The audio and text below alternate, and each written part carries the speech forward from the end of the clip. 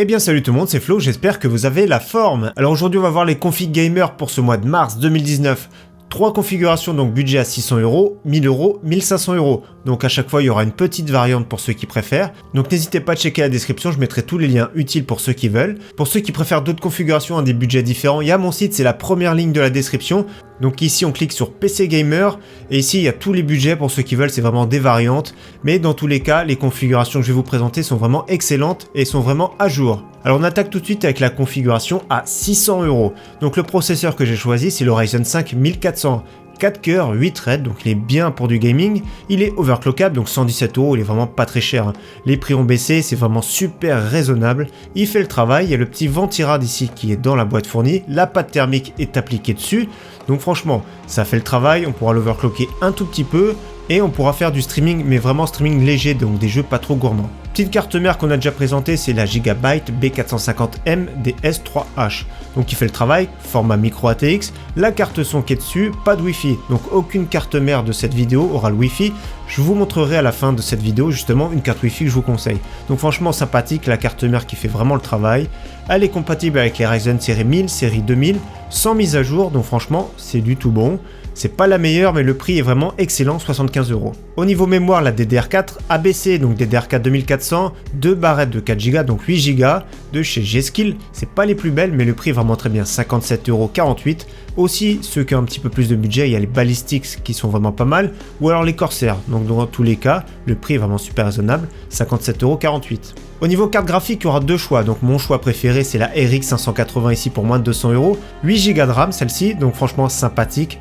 Très bien refroidi, XFX, avec en plus de ça une petite backplate sympathique. Donc franchement c'est du tout bon, c'est plus des cartes graphiques pour du 1080p entre élevé et ultra.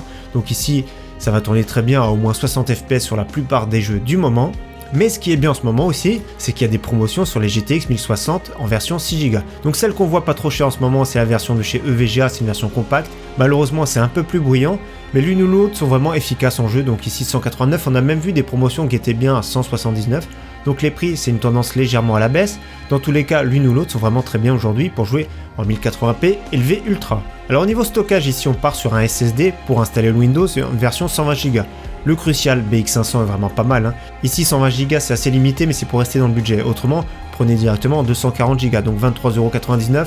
On installe Windows, les logiciels qu'on sert régulièrement, peut-être le jeu qu'on joue d'habitude, celui qui aime bien Fortnite, il va installer Fortnite dessus, donc ça booste les chargements et franchement ça change la vie par rapport à un disque dur. Mais bien sûr un SSD de 120 Go c'est vite limité, donc on met un petit disque dur d'1 Tera en plus, donc le Toshiba qui est pas mal, moins de 40 €, c'est un bon prix, donc ça tourne entre 40 et 45 € les disques durs d'1 Tera en général. Alors niveau boîtier, j'ai trouvé un boîtier sympathique, Aerocool Bolt. Alors le prix vous avez vu 56,17 €, mais il y a chez Amazon qui en livre un, 36,99 € ici, expédié et vendu par Amazon, mais il n'est pas encore en stock malheureusement. Il sera disponible prochainement, mais on ne sait pas quand, donc ça c'est un problème. Le prix est vraiment super intéressant, j'aimerais bien le tester. Il est très très beau avec l'adressable RGB, cette bande en façade. C'est le châssis de l'Aerocool Silon pour ceux qui connaissent, avec une vitre en acrylique. Donc prix raisonnable, mais malheureusement il faudra attendre un petit peu avant qu'il sorte. Autrement, dans les 40 €, il y a un boîtier sympathique, c'est le Mars Gaming MCH, donc la version bleue, 41,99 € avec 3 ventilateurs en façade.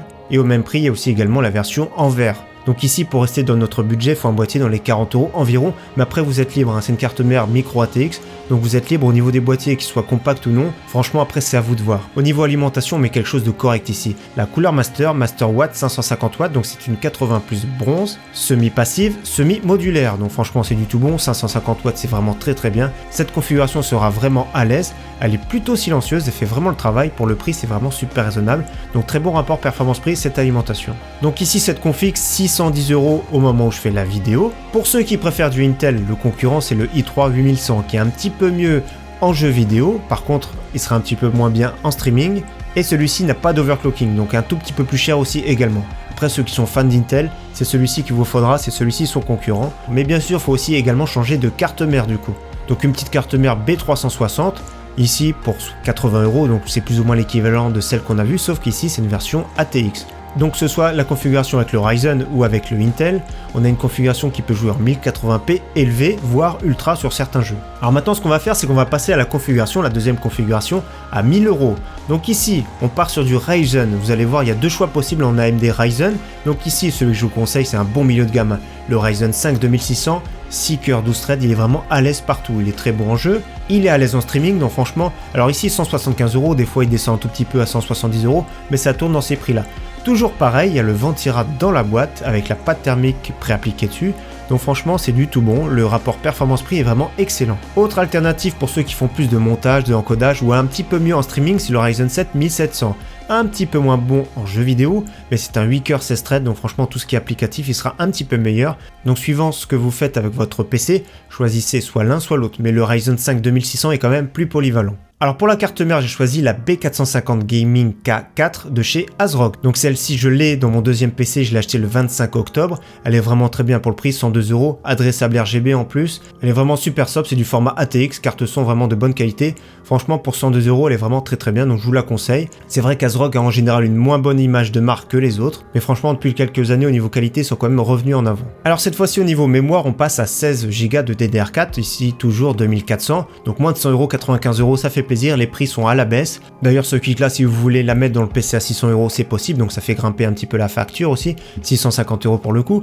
Donc en plus de ça, ici ce sera plus un PC qui sera polyvalent, donc 16 Go c'est très bien, ça commence à être utile maintenant en 2019. Au niveau carte graphique, on choisit la RTX 2060 ici de chez Gigabyte, donc le prix vous fiez pas celui-ci, c'est 379 €. Donc on clique ici, donc ici 379 €, expédié vendu par Amazon, en stock le 9, donc moi souvent je choisis expédié par Amazon. Si vous êtes chez Cdiscount, moi je choisis expédié par Cdiscount. Je choisis vraiment que ce soit l'e-commerçant qui soit le vendeur. Donc 379 €, c'est vraiment une très bonne carte graphique qui est vraiment bien refroidie. Ici c'est pour jouer en 1440p élevé à la plupart des jeux à plus de 60 fps. Franchement c'est du tout bon, c'est une très bonne carte graphique. La GTX 1660 Ti est aussi bien mais un petit peu cher, faudrait qu'elle soit en dessous de 300 €. Ici 379 €, c'est quand même plus performant. C'est équivalent à une GTX 1070 Ti au niveau des performances, c'est vraiment très bien. 1080p ultra à plus de 100 fps, 1440p élevé, ça tourne vraiment excellent. Au niveau stockage, j'ai choisi un SSD de 250 Go pour installer le Windows. C'est le MX500 de chez Crucial, c'est un des meilleurs en SATA avec le Samsung 860 Evo.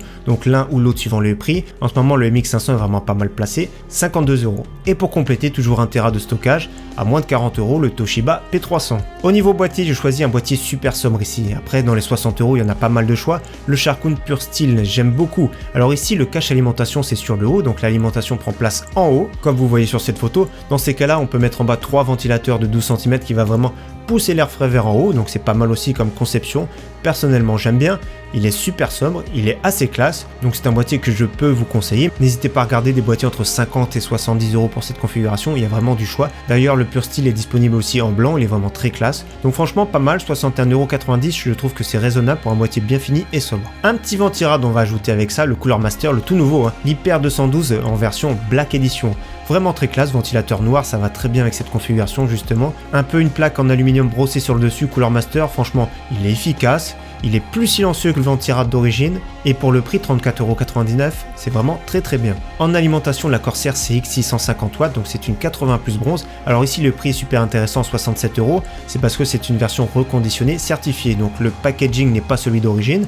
Autrement, c'est comme si on recevait une alimentation neuve. Donc ici, c'est une version qui est non modulaire, malheureusement, mais il y a de quoi cacher dans le boîtier, il n'y a vraiment pas de souci. D'ailleurs, les bases des Corsair CX qui sont non modulaires sont un petit peu mieux que les versions modulaires. Donc franchement, du tout bon, alimentation très correcte, en plus de ça d'une bonne puissance, donc vous pourrez la garder des années avec un très bon prix, donc franchement je vous la conseille. Alors cette fois-ci on passe au PC à 1500 €, ça commence à être conséquent, c'est un bon budget, là on s'attend vraiment à de très bonnes performances. Au niveau processeur, j'ai choisi le Core i5 9600K, donc il est vraiment excellent en gaming, c'est un 6 cœurs qui est overclockable, donc le prix c'est 289 €, donc toujours pareil, on clique ici, on vérifie les revendeurs, et donc le revendeur Amazon 289,90 € est disponible entre 1 et 3 semaines. Intel reste quand même devant en gaming, ceux qui ne font pas de streaming ou autre, il est vraiment excellent, c'est celui-ci que je vais vous conseiller. En carte mère, la Z390 de chez MSI A Pro pour l'accompagner, donc 134,90 €, c'est raisonnable, c'est pour rester dans le budget. Des cartes mères à plus de 200 €, Ici ça fait déjà le travail, ça suffit largement pour notre processeur.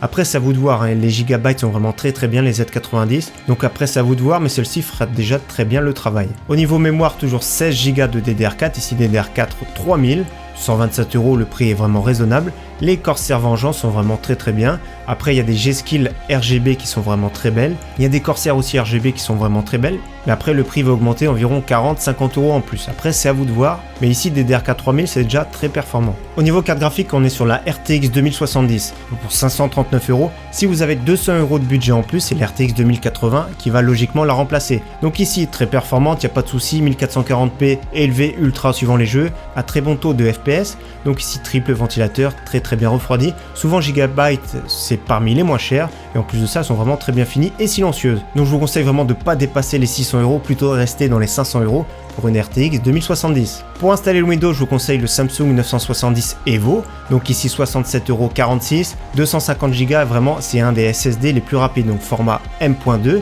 Protocole NVMe, d'ailleurs c'est celui que j'ai en version 500 Go, je vous le conseille fortement. On commence à voir une différence par rapport à un SSD SATA classique. Pour l'accompagner, toujours 1 Tera de stockage, mais bien sûr vous avez la possibilité de mettre 2 Tera, 3 Tera suivant vos besoins. Le boîtier, le très bon Colink Observatory, vraiment très joli, adressable RGB, franchement il est excellent. En alimentation, la Corsair TX 750M, donc une très bonne alimentation, 80 plus Gold, il y a vraiment de quoi la garder des années. Semi-modulaire, franchement 96 € c'est un sacré budget, mais vous allez la garder des années, voire plusieurs configurations.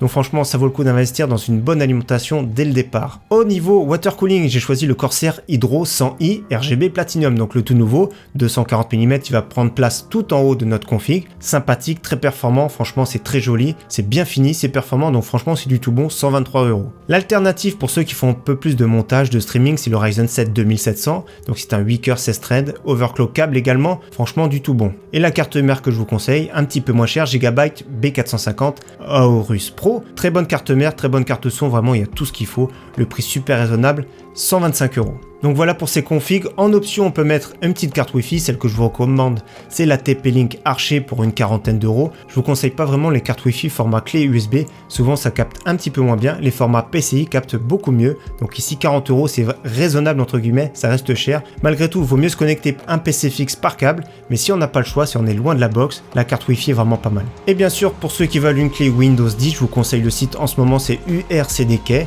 Donc avec le petit code réduction, ça vous fait 10 € la clé Windows 10 Pro, donc c'est vraiment que la clé d'activation. D'ailleurs j'ai fait un tuto comment installer Windows 10 et comment monter son PC gamer, c'est directement ici cliquable en fin de vidéo ou dans la description. Donc voilà, j'espère que les configs gamer pour ce mois de mars vous auront plu. En tout cas merci d'avoir suivi cette vidéo, à très bientôt, ciao bye.